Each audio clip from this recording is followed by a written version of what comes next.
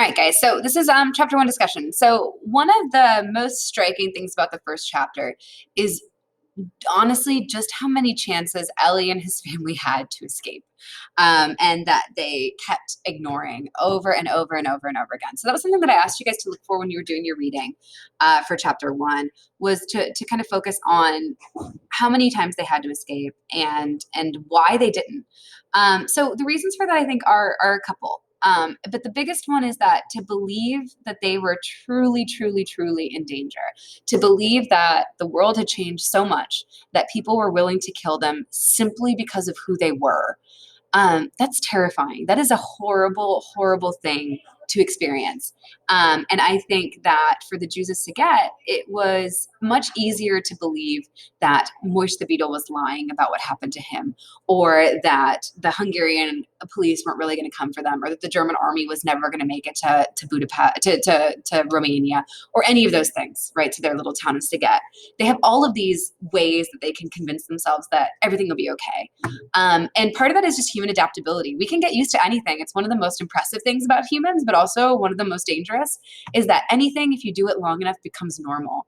I've seen that with mask wearing. Like, there's been times when I've gone into my car and not taken off my mask because I've just gotten used to wearing it. Whereas before I would like rip it off as soon as I possibly could. So just the fact that we've gotten used to that. We can get used to pretty much anything. It's one of those things about humans. And that can be really bad. And that's what we're seeing here. So one of the things that you'll notice is that the changes in Saget and the changes kind of all around happened slowly, right? Very slowly and then very quickly all at once. So there's this whole analogy about it. And it deals with a frog and a pot of boiling water. So if you put a frog in a pot of cold water if you put a frog in a pot of boiling water, the frog's going to jump out because it hurts. Okay. But if you put a frog in a thing of cold water and then you slowly, slowly, slowly heat it up, then the frog will boil to death before it realizes what's happening and it won't jump out. And that's what genocide is. And that's what they do, is they just do these small little incremental things until they turn up the heat all the way, and then we see this kind of mass murder. So that's what the Germans did in the Holocaust, right? They start slowly building up this apparatus, like we saw in the intro PowerPoint, and then they make all these little changes, all these little edicts, and then all at once you have this change. So Ellie's faith is a really important part of this novel. And you can see in part one, or in chapter one of this novel, Ellie is deeply, deeply devout. He is very young when he is starting. He is 13 years old. Okay, 13 years old at the beginning of this novel. And he is already trying to find a teacher for Kabbalah. So Kabbalah is like master level Judaism. It's something that mostly only super, super devout people even look into. It's Jewish mysticism, which deals with kind of the more magical elements of the Jewish religion. And usually it's something that only people kind of look into their middle age and older. But at 13 years old, Ellie is already deeply, deeply interested in it. And his evolution of his faith is something that I want you guys to track as we go, because he's going to go from this deeply devout 13-year-old to somebody who is not sure if God exists. And if God does exist, he hates him for what he has done to Ellie and his people. So it's kind of an important character arc that I want you guys to be tracking. The other important thing is Ellie and his father's relationship in this first chapter, right? Ellie's father is distant. He's not cruel. He's not abusive. He's not mean. He just isn't interested in his family, really. He's much more interested in the community and much more focused on them. So just make sure we're filling out that chart and keeping up with it, because that'll be a pretty important thing for you guys later, is knowing how that relationship changes from beginning to end of the novel. So we see their adaptability time and time again. We see all these times when they could have escaped, right?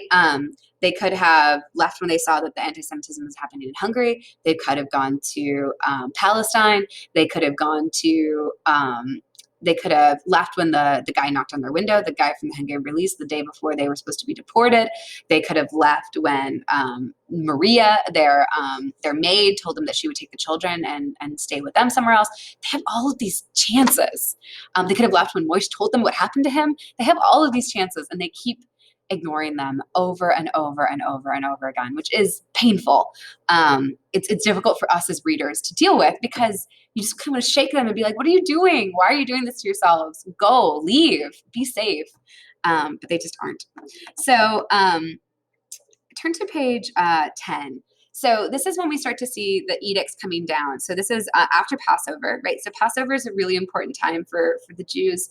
And the fact that the Nazis choose, or sorry, the Hungarian police rather, choose to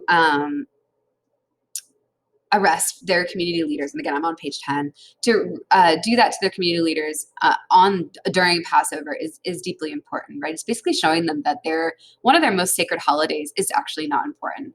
So Passover comes from from the story of Moses, right? So the Jews were being enslaved by the Egyptians. Moses wanted Pharaoh to let them go, so he sends all these like various plagues on Egypt, right? It rains blood. There's all the frogs. There's locusts. There's the waters turn to blood. All kinds of things, right? So bunch of bad stuff happens. The final plague that he sends is one that kills all of the firstborn children in Egypt. So the way that the Jews were spared from this, and what Moses told them to do, was to take lamb's blood and to paint it on this way, on the lintel of their homes, right? So right above their homes, they were supposed to paint it with lamb's blood, and anybody who had that mark, the angel of death that was coming through, would just ignore. And it would move on to all these houses that weren't marked. So it passes over them, and that's what Passover is about. So it's a very important time for the Jewish community, and they choose right then, to arrest those leaders, right after lulling them into a false sense of security. When the Germans first show up, they're nice, they're kind, they're wonderful guests. And they do that because if you come in all terrifying, then the people are automatically going to build up resistance against you. They're going to start figuring out how to work against you. But if you come in nice, then they don't think they have anything to worry about. And that's exactly what happened to the Jews. So after that, things happen very quickly. Right. So the first edict is that they cannot leave their homes for 3 days under penalty of death. So you want to keep everybody right where they are and scared and not sure of what's going on. That's really important in terms of genocide. And then that same day, they take all of their gold, jewelry, and valuables. So you're breaking their monetary strength, which is huge. It's very important. And it basically means that they can't bribe anybody. It means that they can't buy their way out of it. They can't buy train tickets. They can't find a way to leave. It just cripples them when they don't have access to money under penalty of death. 3 days later, they put on the decree that every Jew has to wear the yellow star. So that was a huge one. And it's part of that idea of symbolism. You are marking them outwardly as different. So every piece of outer clothing had to have the yellow star sewn on it. And it was so that in a giant crowd of, thousands of people, you could tell exactly which ones were Jews at any given time. And, they didn't think it was that big of a deal. Like Ellie's father says, the yellow star, so what? It's not lethal, right? But it's not until it is. So it's a symbol is just a symbol until it's used against you. So again, they lull them into this false insecurity. It's like, oh, I guess I'll just wear it. Like they're telling me to, and it's not that big of a deal. It won't hurt me. I'll just wear it. And then, you realize that it's actually marking you as separate. It also divides the population, right? It divides us into people that are wearing stars and people that aren't. And if I'm not wearing a star, I don't have to worry about it. Same reason why they deport the foreign Jews first, right? They send them away first because it's a smaller population. It's not as important of a population. We generally don't care as much about them as we do about the kind of native people to the land. So that's why Ellie and the other Jews of Saget let them take the foreign Jews with no problems. And even when Moshe returned to tell them what happened, they choose not to believe it because it would be horrifying to believe that, to know that there is a government entity who wants to kill you because of nothing more than the religion that you were born into. Would be horrifying. That means that the world, even if you survive this, would never, ever, ever, ever be the same again. And for so many people, that was just something that they did not want to believe. It was so much simpler and easier to believe that it wasn't happening and that it was a lie. And then they do all their other edicts. They could no longer go to cafes. They couldn't travel by rail. They couldn't attend synagogue. And they had to be off the streets by 6 o'clock. They had a 6 o'clock curfew. So it's dehumanization, which is so important, right, to this. We are social animals. We want to be around each other. That's why when we're trying to punish our most hardened criminals in the criminal justice system, we put them in isolation and it breaks them. We are not meant to be alone. It kills us. So that also means that we have a hard time killing each other. That is something that it goes against our natural urges. So it's something that we actually have to train out of our soldiers. They did a study of new recruits and they found that like 80–90% of them, their first opportunities to shoot at people, they shot high. They shot up and over the heads of their enemies because they saw them as people. Right. So the military actually has to train that out of people to make them comfortable in killing other people.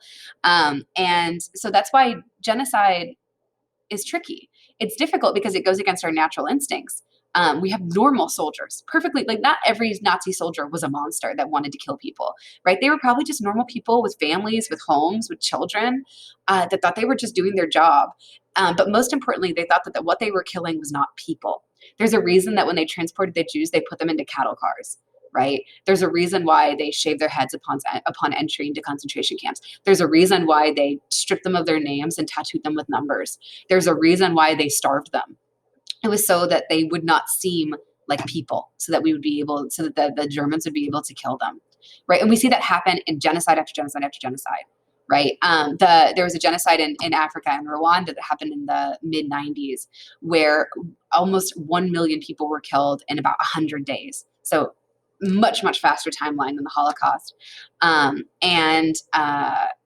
It was crazy because it wasn't even a military. These were just militias. These were neighbors who had been convinced that the people that they were killing were not human, that they were cockroaches. So that dehumanization is so important, right? And the fact that the Jews delude themselves into believing that really they're safe, they're going to be fine.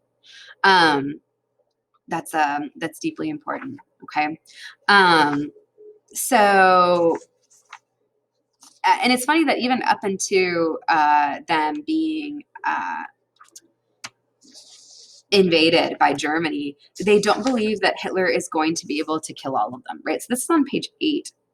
The people were saying, the Red Army is advancing with giant strides. Hitler will not be able to harm us, even if he wants to. Yes, we even doubted his resolve to exterminate us. Annihilate an entire people? Wipe out a population dispersed throughout so many nations, so many millions of people. By what means? In the middle of the 20th century, right? Hitler killed between 6 and 6.5, well, Hitler and the German army killed between 6 and 6.5 million Jews, right? He came very, very close to annihilating Europe's Jewish population. And it was largely because people didn't think it was possible that it was basically allowed to happen. If they had taken it at face value that this man is going to try and exterminate an entire people, we have to stop it, then there's no way he would have gotten to 6.5 million people. But because we deluded ourselves into believing that there was no way that could happen, there's no way that you could ever do that, that it happened, and it almost happened. Because again, people are adaptable. It's one of our greatest strengths and one of our greatest weaknesses. We can get used to anything. Everything can become normal. And this became normal, right? It just became something that we accepted. All right, if you have any questions about chapter 1, please let me know. Otherwise, we will continue reading this novel. Bye, guys.